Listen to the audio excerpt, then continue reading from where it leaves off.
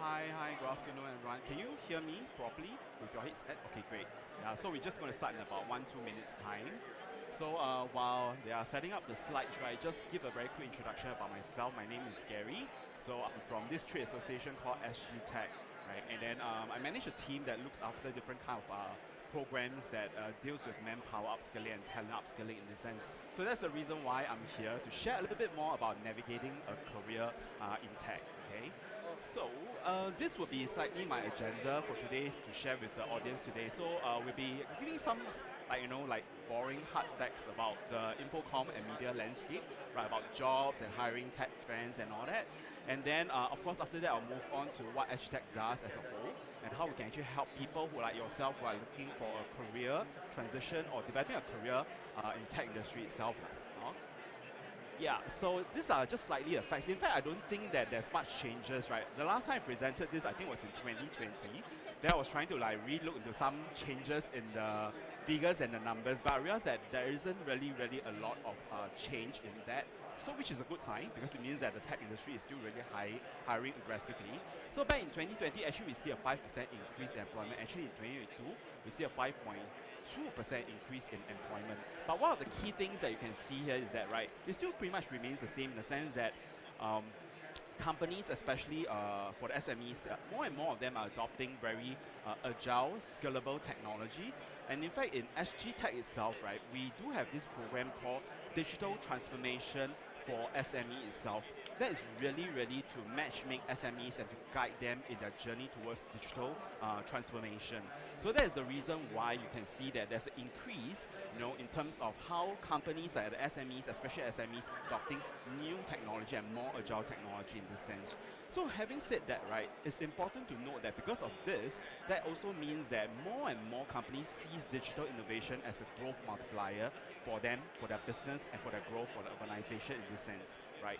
So then this actually translates back to the fact that we are still looking at a shortage in talent. So that's where the talent piece comes into play. Yeah.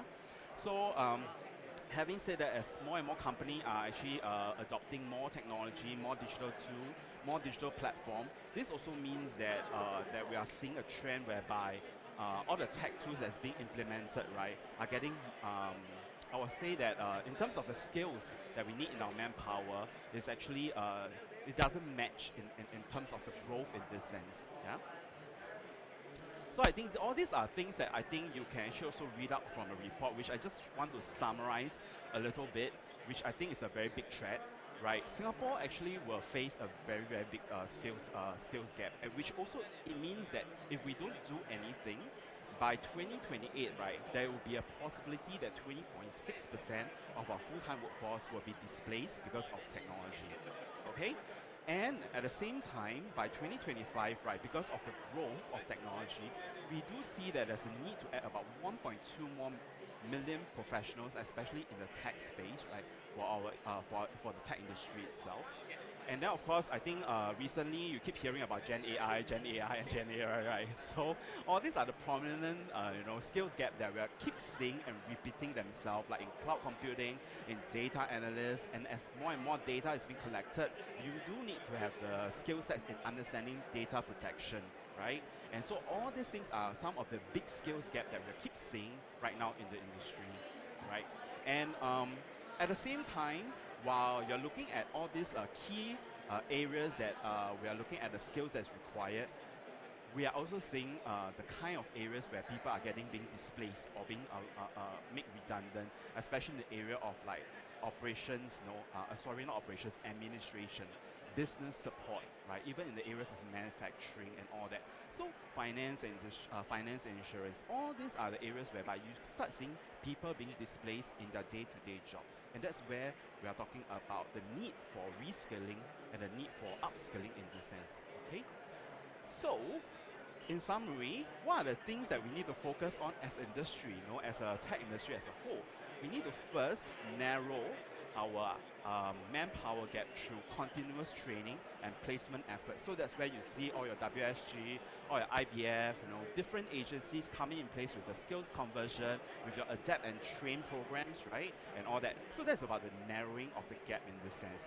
Then we are talking about the deepening of the skills of existing professionals, right, ICM professionals, trying to upgrade themselves, upskill themselves. That's why you see all our different talent partners like your IHL, your NTC, providing all the different kind of skills future funded courses that actually helps to maintain the need for the skills in the industry itself.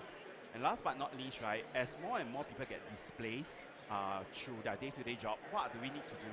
We need to provide them support, right? Through different kind of programs, through different kind of guidance, through different kind of career coaching as well. So these are the key things that we are trying to focus on as well right now in the tech industry. Okay? So, which brings me to talk about a little bit more about the tech hiring trend. I wouldn't want to share more about the key growth area, which I think is actually pretty much aligned to what are the missing skills gap. What I want to touch really a bit more is on the priority skills. What are priority skills?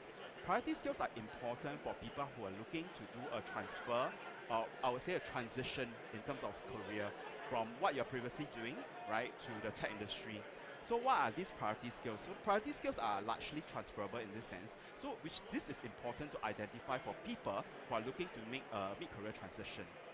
Which brings me to share a little bit more what do you mean by the tech-light and the tech-heavy kind of job role, okay? So I want to bring you to an example of what we call a tech-like job role. So the thing is that tech is how it grows, especially after COVID, right? You start to see that tech has become less of a vertical. Last time we always thought, oh, wow, this tech, ICT lah, F&B, logistics. But now the thing is that across all industries, you start seeing all the tech, integrated into the different kind of jobs down there. So tech has become more like a horizontal in this sense. So which means to say that even if, let's say, you want to transit yourself into the tech industry, and if previously you're just doing sales and marketing or BD, you are able to do so. Why? Let's look at it in this sense. What are some of the critical skill sets that you are talking about from a business development professional point of view? Things like stakeholders management, things like presentation skills, communication skills, right? Even from a strategic point of view, how to plan strategically in this sense. All these are your critical skill sets that you need from a business development professional point of view. So the main thing that you need to know at the end of the day when you transit into the tech industry is about the tech know-how, the product knowledge and all that. So that's where you can actually build it up from. Then of course, when you're talking about all the various different trending verticals, the industry itself, which are the ones that have been constantly aggressively hiring the BT people, your fintech people, your food tech people, right, your med tech. Now everything has a tech act to it, right? Yeah, so that's how we can look at it in this sense. So having said that, of course, at the end of it all, when you're talking about a transition, what would be considered as a higher barrier for you to transit from BT professionals to the industry? Of course, in this case, we'll look at somewhere in the area of like software product companies, right? Because you need to know the product knowledge really, really well, right? So how do you know if BD is good for you? How do you know it is something that you want to transit into? Of course, if you really, really have solid contacts and you really know how to communicate, you know how to network, you have great interpersonal skills, that could be something like that. Then the next one that I want to share a little bit more is on data analytics. This is something that we are constantly seeing within the trade association. A lot of companies are actually reskilling and job redesigning a job for their existing employees, right? Especially in the areas of like finance or HR or even marketing for that matter. Because all these people, they already have some of the domain knowledge, especially if you're from the finance accounting, you have all your finance domain knowledge, right? And then you have all the HR marketing domain knowledge. All you need to do, all the company need to do is to redesign the job, build up the skill sets in the area of analytics, right? That's in the area of the technical skills that you need to do. Understand how to collect data, formulate a database and all that. That could be something that a finance professional, HR professional, or marketing professional can transit into. So data analytics, right? So it basically exists in almost all industry, okay? Right. So these would be the examples of some other more tech-heavy job roles. So all these tech-heavy job roles, which also means that in that case, the barrier for you to transit into to make a mid-career switch would require a much bigger effort in this sense, which you will need to probably go through a more structured training, take up more courses, take up some longer courses, or even if, let's say, with the support of the company, to put you through a very structured on-the-job training to ensure that you achieve the right skills and competencies to actually perform in the job. So which means to say that for a mid-career switcher, if you're intending to do that, you might need to think properly if this is something that you really want to do before you invest your time and effort into this. Okay? So a lot of the people and even companies that will come to us and say, oh, like, how do I know where to find? I don't really have a lot of support from the different agencies. I don't have support from universities, government. I don't know where to get the support and all that. Sometimes, a lot of times, right, it's not there are no support, there are no resources. Is that you need to know where to find the right resources, to find the right kind of support. So I would like to point you right to some of all these things that you can actually seek immediate career advice. Like for example, with Workforce Singapore, My Careers Future, they have a group of volunteer career advisors with different domain knowledge and expert, which you can seek career advice from, right? Then, of course, with Skills Future, with different Institute of Banking and Finance, you're looking to transiting to the finance industry and all that. They do have their career counseling, career services, which you can actually touch base with to understand a little bit more on how you want to transit your career into this particular various different verticals and industry itself. Okay? So, understand what are some of the skills that's needed. I think all these things you can actually easily search from the internet itself, right? From various different economy, from the digital economy, the green economy, the care economy. What are some of the key critical skills that you need to build on in order to successfully transit into that industry itself? Okay. Last but not least, right, I would like to share this because we share this with a lot of our career seekers and people who are looking to do a career transition. And most of the time, when I'm talking about career transition, you do need to have a proper plan in place. And I do personally find this useful, and we share this a lot with our career job seekers, which is your KSAO. What is KSAO? Some other framework, of course, some other, school of thoughts call it KSAE. E stands for experience, but in my case, I prefer to call it others because there could be a lot of other things in addition to experience which you can classify under this portion. So what is knowledge, skills, abilities, and others? And how do we actually, of course we can talk about this in detail after this presentation because we have limited amount of time. So how do you use this in your job search, right? So when you look for a job search, right, look for a job in this sense, right, you could potentially look into the job role and classify them, right? Break them down into your knowledge, the skills required, the abilities that is required, and any others that you can classify them. And then your personal knowledge, skills, ability, and others. And how do you do match? And if let's say, right, after you do a matching, you do like your pros and cons kind of table. And if you do that, right, then you can see whether is this something that you already possess, the right knowledge, the right skills, and the right abilities, or even the experience for that. And if let's say the gaps is a lot, then you probably need to do something, right? Like for example, go for courses, go through a structured training, upskill yourself, reskill yourself. So there are a lot of other things that you can do in order to actually move to that particular job role itself, right? So identify your transferable areas and all that. And one more other things that's quite useful, which I like to share, we like to share with our job seekers is that when you're preparing interview, especially in the tech industry, right, you prepare your interview with this framework as well. Turn all the job description, right, into question relating to knowledge, relating to skills, and relating to abilities. And how would you, as a candidate, answer them one by one? Then get yourself properly prepared for that. Okay?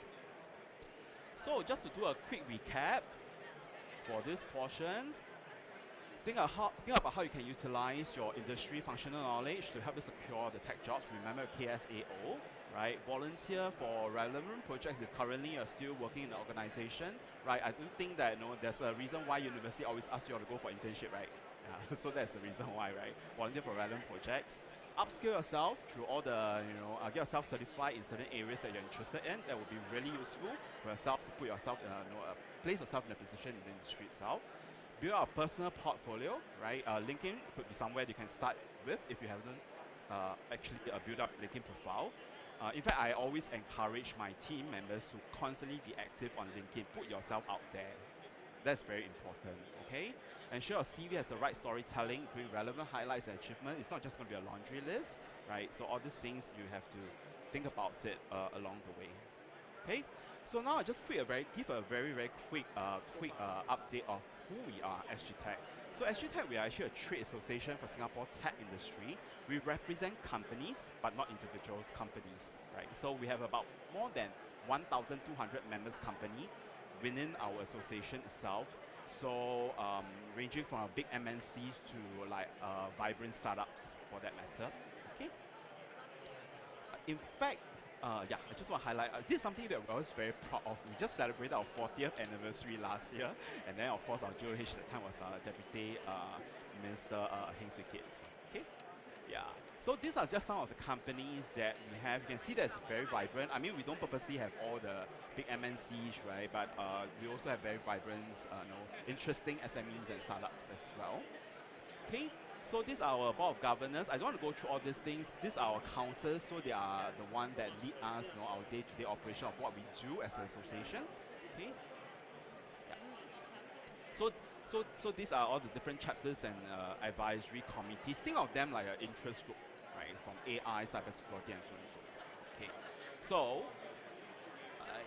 what I want to share with you is how SGTech as a trade association can help our job seekers. So we do have a series of so-called career services that's in place to help our job seekers if they're looking to find a job to transit into a career in the tech space.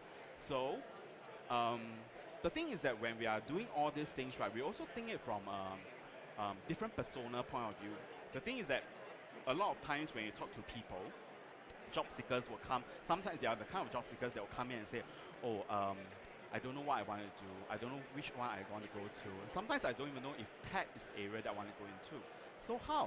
Then we actually have a group of coaches and mentors, and we put them through a 7 weeks program to really let them understand what is it that they want, right? What is it they have, the skills that are transferable, and if tech is even the key area they want to move into. Right? So even let's say after the 7 weeks program, they tell us that, oh no, I don't want to go into tech, I want to go into logistics. That's totally fine because we are actually still helping job seekers. That's the most important thing. But of course, if after all this thing and the person feel that, okay, I want to move to tech, I want to get myself more prepared, then of course we have our talent success, talent match, and talent advisory. So all these are really just workshops, career fairs, speed interviews, your usual kind of thing to really match them to the right job, to the right company. Okay? Yeah. So these are just some of the key workshops that we have to really kind of like create awareness and then point them to the right resources with the right company for all the different kind of jobs they are looking out for. Okay. Then last but not least, I think if some of you, I think I can recognize some of you that attended the previous session with Justin. So of course, SGTech is also a program manager for career conversion program. So as what the name says, it's really to help me career switchers who has no prior experience, right, to convert themselves into new job roles with the right skills and competency in this sense. Of course, what we do is we support in the area of salary for this individual. Okay, so SGTech manages all these various different career conversion programs. So let's say if you're interested to participate in any of this, do reach out to me. We can actually try to see how we can match you with the companies who are actually hiring for all these job roles. So of course, we have the area of like Salesforce professionals, digital sales, and then you see product manager, business intelligence, and so on and so forth. The latest that we have actually just developed is the AI application developer job role. Okay? Yeah, okay, this one I think I would not go through too much. I mean, it's just the different models or the salary support that we're going to give and provide the individual. And, okay, so I would just like to point you a little bit to this portion. This is the trainees and applicants eligibility. So of course we will support Singaporeans and PR, minimum more than 21 years old, right? of course, they have to be at least 2 years in the working with 2 years of working experience and so on and so forth. Okay. Right. Okay, this is just some media profile. So, if you would like to actually stay updated with what we do as a trade association and the things that we do connect with us via LinkedIn or even Facebook, and then we'll be more than happy to actually share and also invite you to the events that we have regularly, because SGTech itself, we have monthly events in fact on every different days of the week. Like we have Tech Tuesday, we have Founders Friday, we have Workforce Wednesday. So every different week we have different things. Okay, so we'll be more than happy to invite you guys to our events. Yeah. So yeah, with that, any questions? I'll be happy to take on any question in this last 5 minutes of my sharing. Yeah.